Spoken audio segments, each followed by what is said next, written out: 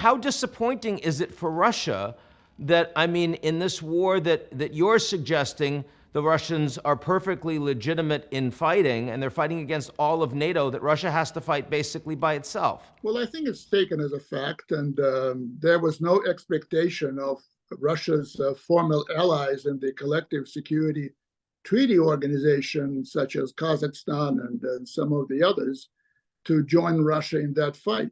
There was no real expectation of China joining Russia in that fight. China is certainly a superpower, and China will do what is in China's interest. Engaging in a proxy war against the United States on the side of Russia is certainly not believed to be in China's interest. But China has been an important source of various materials, civilian materials, and when Russia's trade with the European Union, its largest economic partner, collapsed virtually, China picked up part of that.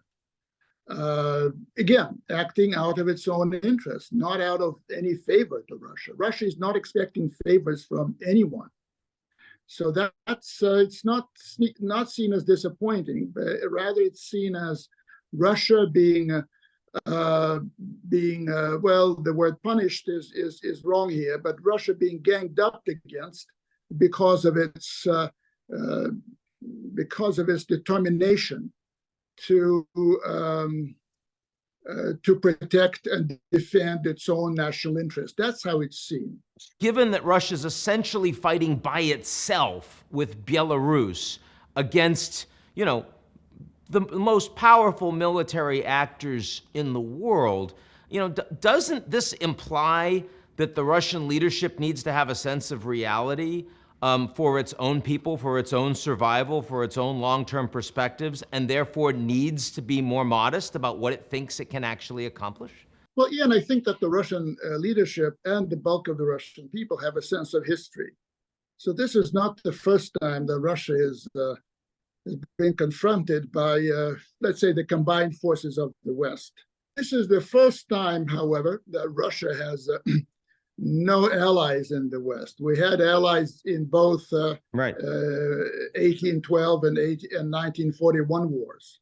Britain in the first case, and the United States and Britain in the other one.